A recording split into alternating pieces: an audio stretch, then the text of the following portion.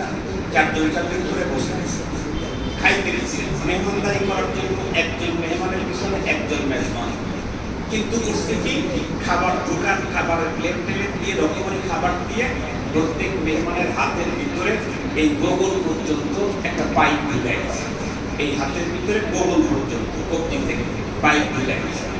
খুব সুস্বাদু খাবার, খেতেও খুব ক্ষুধা, অনেক রকমারি খাবার। কিন্তু খাবে কেমন?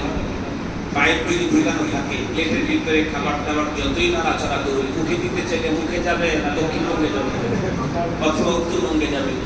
হ্যাঁ, হয় যমুনার উপরে যাবে, না হয় পদ্মার উপরে যাবে।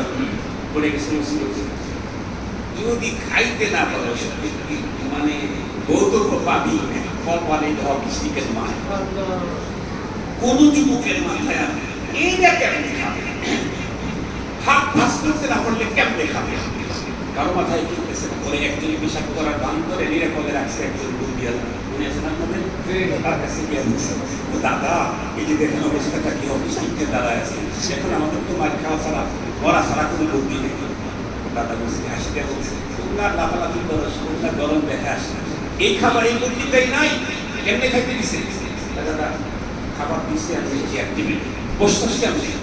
সামনে ওই পাশে দুজন, এই পাশে দুজন, ওই তাইলে আর কিসের চিন্তা? ওর প্লেটে হাত দিয়া খাবার গুলা সিস্টেম করে অল্প খেতে, ওর তোর প্লেটে হাত দিয়ে ওরা থেকে বুদ্ধি নিয়ে এসে কোনো বিষয়, সেটা আরো মজা হইল। নিজেরটা নিজে খাওয়ার চেয়ে বন্ধু আমার খাওয়াই দিলাম, আমি করে খাওয়াই দিলাম, আমার বান্ধবীরে খাওয়াই দিয়ে না, এটা বেশি মজা, কিন্তু মজা।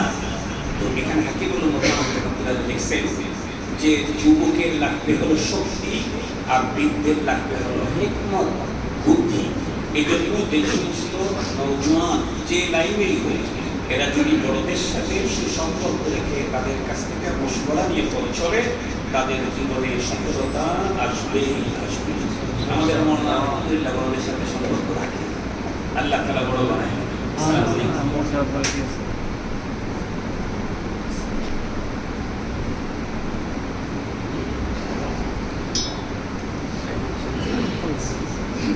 আলহামদুলিল্লাহ,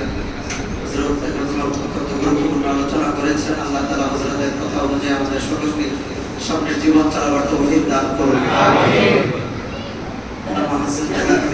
চলে আসছেন, হযরত এখানে বসে আছেন। আমরা আমাদের যে উদ্যোগে আজকের এই অনুষ্ঠান, যাদের উদ্যোগে, যাদের মেহনতে এবং তাদের সফলতাকে কেন্দ্র করে আজকে আমাদের অনুষ্ঠান, তাদেরকে আমরা পুরস্কৃত করবো ইনশাআল্লাহ। আমাদের বয়স্ক কোরআন শিক্ষা কোর্সে সর্বশেষ গতকালকে 22 জন পরীক্ষা দিয়েছে। তো 22 জনকে আমরা কোরআন শরীফ প্রদান করবো ইনশাআল্লাহ হযরতের মাধ্যমে।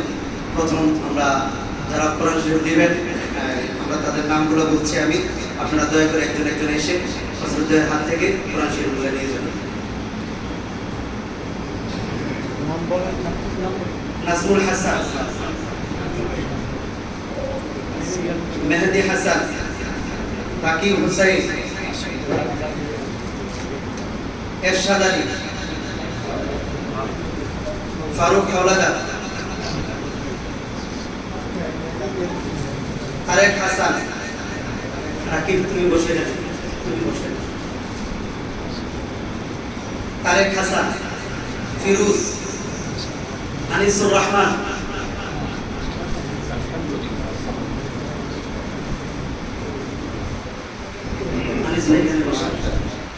মুজিবুর রহমান, আলমগীর হোসেন, আবুল কাসেম,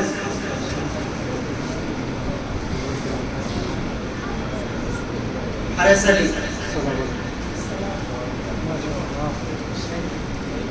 আব্দুল হান্নান, সজীব হাওলাদার, সালাউদ্দিন, হাসান, আরমান, আজহারুল ইসলাম, ফারুক হোসেন, মেহরাজ, ইকবাল মাহমুদ,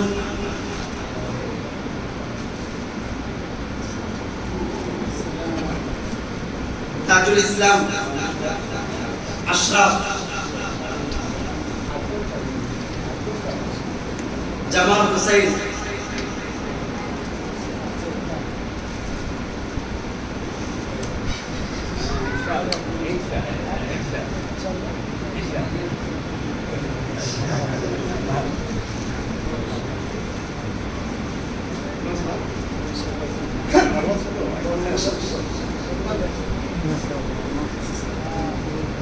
এরপরে আমাদের দ্বিতীয় পুরস্কার, যেটা গতকাল পরীক্ষা আমাদের 1 থেকে 5 হয়েছে, তো আমরা দ্বিতীয়, তৃতীয়, চতুর্থ, পঞ্চম এই 4 জনকে আমরা সিরাত গ্রন্থ আর-রাহিকুল মাকতুম বাংলায় অনুবাদ করা আর-রাহিকুল মাকতুম আমরা 4 জনের হাতে তুলে দেব ইনশাআল্লাহ।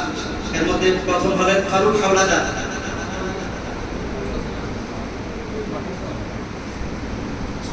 আনিসুর রহমান,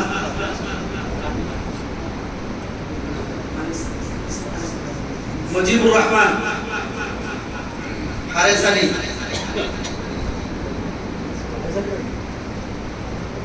ইকবাল।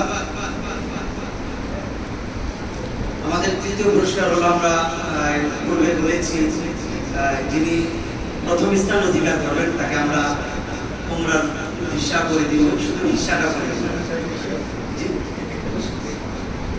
উমরার ভিসা করে দিব।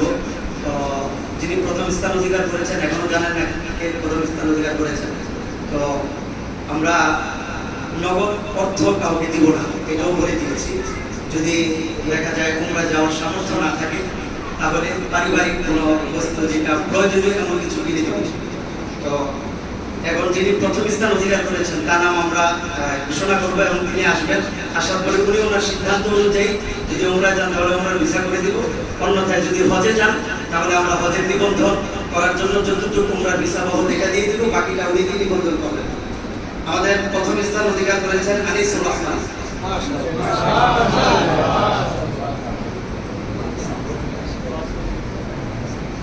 কি করবেন? আচ্ছা আচ্ছা।